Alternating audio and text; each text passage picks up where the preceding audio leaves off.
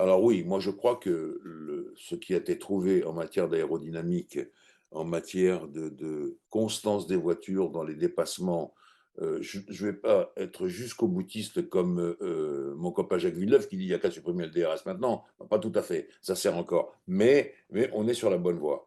Ça, c'est la première des choses. La deuxième chose que je trouve également formidable, c'est la technologie des voitures, mais ça, vous le savez, Irfan, et puis quand même l'aérodynamique qui a fait des bonds en avant de tous les côtés, avec des écoles différentes. En plus, quand il y avait les Lotus à effet de sol de Colin Chapman, il y avait une école. Là, il y en a vraiment plusieurs. Celle de Ferrari, celle de Red Bull, celle de Mercedes qui, bon, paraît marcher un peu moins bien, mais probablement qu'ils vont arriver un jour à la mettre au point. Bref, m'enchante.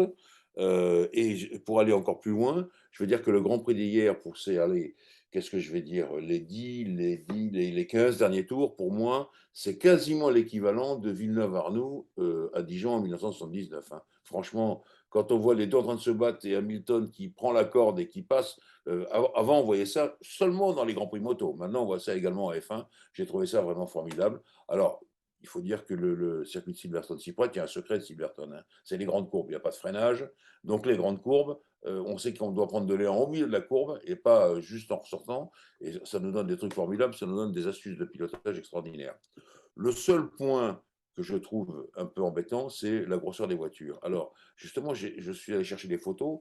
Il y a sur le net des comparatifs et on s'aperçoit qu'il y a un truc formidable, c'est que vous prenez une voiture du milieu des années 70, l'axe des roues avant, c'est l'entrée des pontons des nouvelles autos. C'est même l'entrée des pontons est dépassée. Donc, c'est quasiment un tiers de plus. Et donc, en plus, les pneus, la largeur, tout ça, je trouve ça vraiment, c'est un peu gros. Et c'est là où comme je suis obligé de dire que j'admire les pilotes parce qu'ils se sont mis dans cette voiture, dans ce type de voiture, et c'est comme avant. C'est même encore plus fort. Et je trouve que ça, c'est formidable de leur part. Quand on les voit avec ces voitures-là, difficiles à piloter, probablement très fatigantes, en train de tripatouiller les boutons, les machins, etc., le tableau, enfin le volant, etc., je les trouve formidables. Voilà. Pour moi, c'est vraiment des gens extrêmement forts. Je les admire pour ça.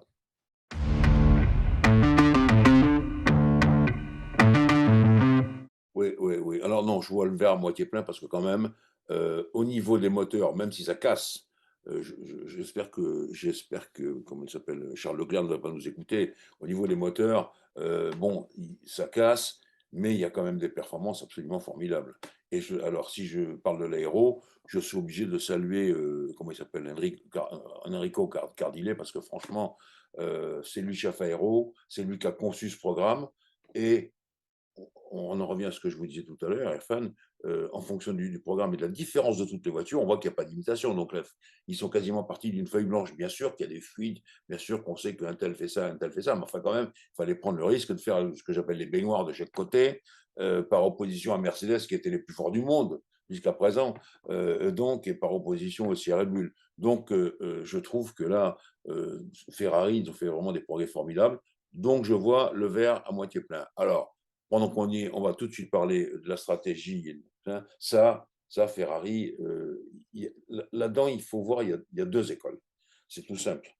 Ou bien on est prêt à en prendre plein la gueule, je suis vulgaire exprès, et ça, j'ouvre une parenthèse, Canal Plus m'a demandé, pour le Club des experts, pour le Grand Prix d'Autriche, de rappeler 2002, il y a 20 ans où, au sixième Grand Prix, Jean Todt, Rosberg, etc., disent à Rubens Barrichello, il faut céder la place à Michael. Et Barrichello, il a mené toute la course, toute la course. Et d'ailleurs, il leur répond, au bord du désespoir, vous ne pouvez pas me demander ça aujourd'hui. Ils l'ont demandé et il a laissé passer Schumacher. Bon, alors ça fait un Bronx de tous les diables, les spectateurs, les commentateurs, les machins, la FIA, etc. Il faut être prêt à en prendre plein la figure. Ça n'a pas dérangé Jordan, ça ne l'a pas empêché de dormir le soir. Ni Schumacher d'ailleurs, ni Barrichello qui est payé, qui avait un contrat en bonne et due forme pour ça. C'est l'histoire que je raconte pour Canal+, pour le Grand Prix d'Autriche à la fin de la semaine. Et donc, il faut voir ça. Sinon, on hésite. On hésite. Je veux dire, Leclerc, je pense qu'il perd le Grand Prix en deux occasions. Un, déjà, dans les premiers tours. quand il demande le passage auprès de Sens, je connais Charles, c'est pas un entourloupeur de première, s'il il est vraiment plus rapide, il est vraiment plus rapide. Et là, est-ce que Ferrari va prendre la décision? Non, ils ne la prennent pas. Ensuite, il y a la bourde, ben ça arrive. Alors la bourde, c'est celle de l'entrée des stands manquée. Parce que là, ils allaient perdre effectivement Sainz. Et là, il fallait faire le choix. Et ils ne l'ont pas fait. Et donc, là, il a perdu. Donc, il n'a pas perdu du temps. Il n'est pas rentré dans les stands. C'était mort pour ses pneus. Alors, bien sûr, maintenant, Binotto, Maquin nous dit oui, mais on ne pensait pas que les softs allaient tenir. On ne pensait pas que les softs allaient tenir. Ils faisaient frais, etc. Les softs, après tout, pourquoi pas. Surtout avec des bons hommes comme Hamilton et Perez, qui savent maintenir les pneus vraiment jusqu'au bout, sans vraiment perte d'adhérence. Donc, je trouve ça formidable aussi. Donc là, c'était mort. Voilà. Et alors, si on avait dit, ah non, mais Sainz, tu dois laisser passer Charles, etc., alors là, ça aurait été encore les grands dieux, les machins, trucs comme ça, etc., la Ferrari, toujours la même chose. Voilà, ils l'ont pas fait. À un moment donné, il va falloir se décider. C'est ça le thème de la situation. Parce que, globalement, à part peut-être Red Bull, je ne vois pas en ce moment les équipes capables de mettre deux voitures vraiment délibérées sur un titre mondial. Faire jouer les deux, c'est impossible. Ils se mangent les points les uns les autres, l'un et l'autre, je veux dire, les deux pilotes. Donc, il faut vraiment prendre une décision. Est-ce qu'ils vont le faire? J'en sais rien. Peut-être que le Grand Prix d'Autriche a l'occasion de fêter 20 ans après une consigne de travers. J'en sais rien. Mais bref, il va falloir qu'ils choisissent. Ils ne s'y résolvent pas. Et c'est ça qui est un peu le problème de Ferrari, je crois.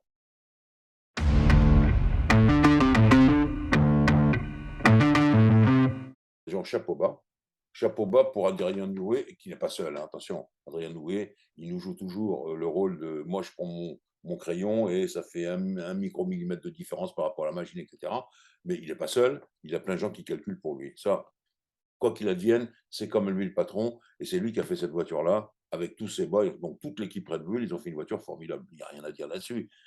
Mais ce que je vais rajouter, moi je pense toujours aux hommes, ils ont deux pilotes formidables. Alors un, Verstappen. Moi je pense que Max, il estime sans doute quelque part au fond de lui que son titre de l'an dernier n'a pas été si brillant, si clair, si évident que ça. Et donc, il met les bouchées doubles. Et là, franchement, il a pour moi toutes les qualités. C'est-à-dire qu'il est extrêmement rapide et il fait extrêmement peu d'erreurs. Et plus on est rapide et moins on fait d'erreurs, on est champion du monde. Et là, franchement, moi, je trouve qu'il nous donne un récital à chaque Grand Prix quasiment, y compris celui-là où, eh bien, voilà, il baisse la tête et il va essayer de continuer avec cette voiture qui a cassé un morceau de quelque chose et puis voilà, qui est moins bonne. Et ben, il va quand même tenir le coup pour marquer quelques points. Ça, c'est les vrais champions. La deuxième chose, c'est Pérez. Pérez, on voit quand même qu'il nous fait une fin de Grand Prix en revenant du Diable Vauvert absolument formidable. Donc, ils ont deux pilotes qui sont là magnifiques, qui tiennent la voiture qui est toujours en train d'évoluer. À un moment donné, on a cru au capot arrière. Nos amis commentateurs se sont enflammés là-dessus. Je me disais, ça c'est impossible. Ça a marché impeccable pendant les essais. Ça ne peut pas ne pas marcher tout d'un coup. Mais bon, après, on a su qu'il avait pris un morceau sous le fond plat, qui avait cassé le fond plat, bon, enfin, pas le fond plat, le sous-bassement, et donc, effectivement, les performances n'étaient plus là. Donc, je trouve que ça, l'ensemble, le package, si je peux parler ainsi, de Red Bull, je le trouve vraiment formidable. Ça va être dur. C'est pour ça que je reviens sur Ferrari. Quand je vois la vitesse à laquelle les Red Bull Boys peuvent s'échapper, je me dis que Ferrari, ils devraient penser à mettre pas tous leurs œufs dans le même panier, justement, mais viser un titre, parce que ça va être difficile d'aller chercher Verstappen. Très difficile. Parce que je crois qu'il est au sommet de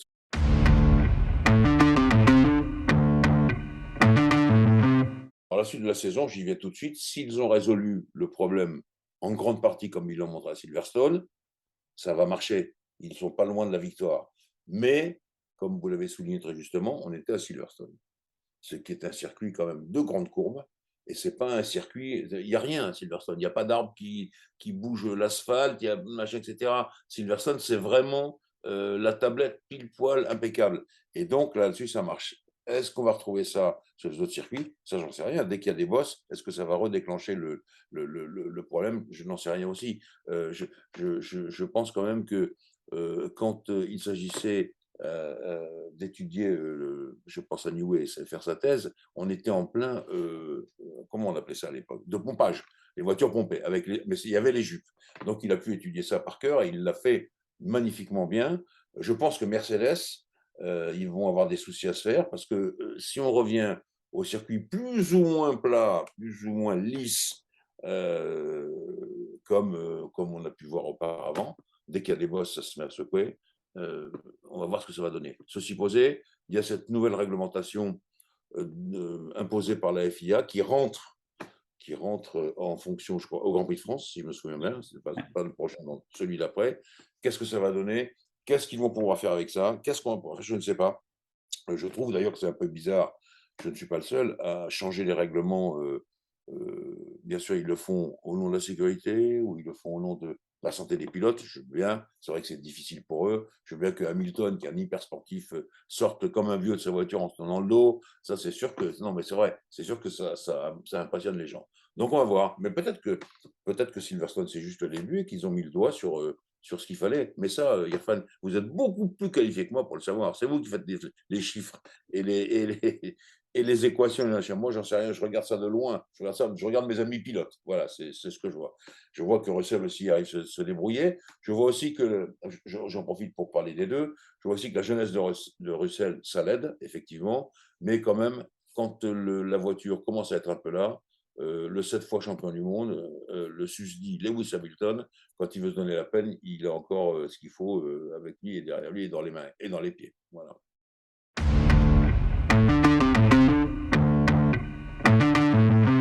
Une fois, je vais me mettre en avant. Quand il y a eu cette campagne autour du Halo, notamment avec Romain Grosjean, j'aime bien Romain, il le sait, mais il avait été très dur, et pas seulement lui, sur l'apparition du Halo, tout le monde avait crié au scandale. Moi, je me souviens, j'avais fait un papier dans Autoplus en disant, j'avais détourné un proverbe arabe qui dit, si tu as planté un arbre dans ta vie, tu n'auras pas été inutile. J'avais dit d'ailleurs, j'ai détourné cette phrase en disant, si le halo sauve une fois une vie, il n'aura pas été inutile. Et depuis, il en a sauvé des vies. Et ça, c'était en pleine campagne de dénigrement du halo. C'est arrivé. Alors, on l'a vu, il y a tous les exemples. On l'a même vu en F2 avec Roy Nissany qui pilote n'importe comment. On a vu tous les accidents, tout ce qu'il y a eu. On a vu Monza l'an dernier entre Verstappen et Hamilton, enfin tous ces trucs-là. Et là, on voit ce qui arrive. Ça a été vraiment formidable. Il y a quand même quelque chose qui m'a interpellé sur comment dirais-je, l'accident de Guan Yu Zhou, c'est que l'arceau a cassé. Alors, si vous allez vous promener, j'espère que vous le ferez tout à l'heure, sur Internet, vous verrez qu'il y a un journaliste, je crois que c'est une chaîne anglaise, qui a suivi tout le trajet depuis l'impact Russell Guan Yu Zhou, George Russell Guan Yu Zhou, il suit sur la piste, il suit le tracé. Et alors, il y a des creux de quelques centimètres qui ont gratté, qui ont cassé l'arceau. Donc, on sait que ça peut arriver. Et après, il continue sur le gravier, on voit encore la trace, et puis on voit l'impact dans le grillage et tout. Vraiment, on voit que c'est très fort. Et là, l'arceau a cassé, et donc il faut absolument, même s'il a été renforcé, il faut absolument le renforcer plus, parce que, bon, il y a eu le halo qui a aidé. Supposons, donc là, les planètes s'alignent, supposons qu'elles ne s'alignent pas. Elles s'alignent comme Grosjean, par exemple, à Bahreïn. Supposons qu'elles ne s'alignent pas, il peut être très très mal, notre ami Guan Yu Zhou. Il s'en sort le soir même, enfin le soir même. Fin d'après-midi, il est dehors du centre médical. Et tout le monde le serre dans les bras. Donc je trouve que ça c'est formidable. Je trouve que le halo, ça a été une invention extraordinaire. Et maintenant, on se dit, heureusement qu'on l'a fait.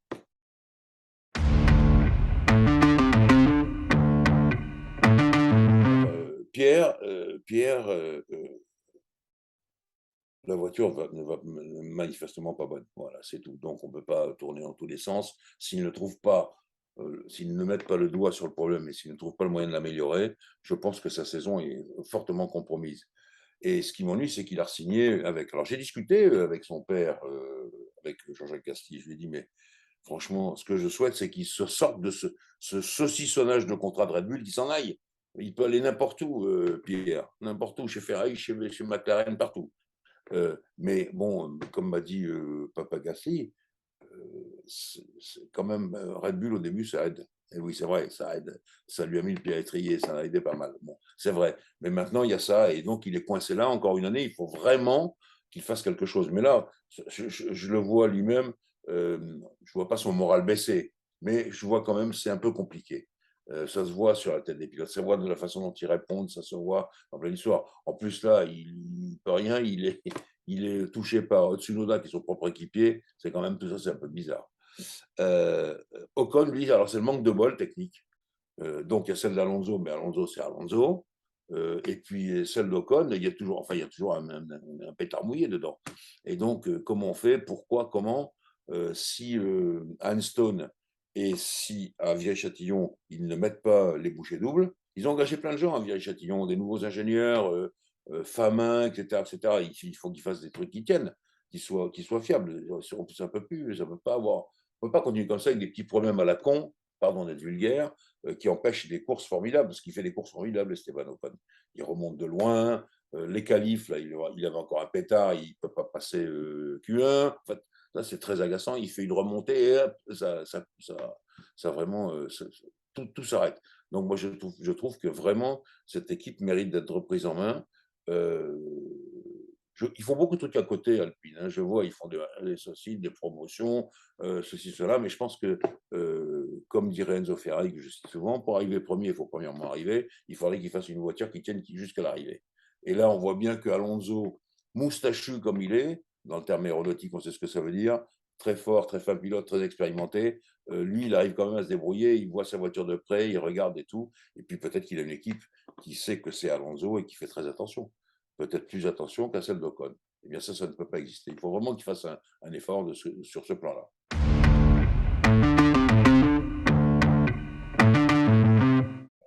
Alors, moi, je crois qu'on a déjà dit ça, vous et moi, Irfan. Moi, je crois quand même qu'il faut attendre un peu. Bon, il a gagné des points dans des circonstances difficiles, il s'était bien qualifié et tout. C'est pas facile avec une Haas, mais bon, il marque les premiers points. Euh, ce n'est pas encore son père. Voilà, c'est ça que je veux souligner. Euh, Chez Ferrari, il a quand même la porte qui est encore ouverte, mais il va falloir prouver autre chose, en quelque sorte. Alors j'étais content parce qu'il a marqué ses premiers points. Vettel, dans la seconde, est venu le voir. Tiens, à propos de Vettel, j'ouvre une parenthèse.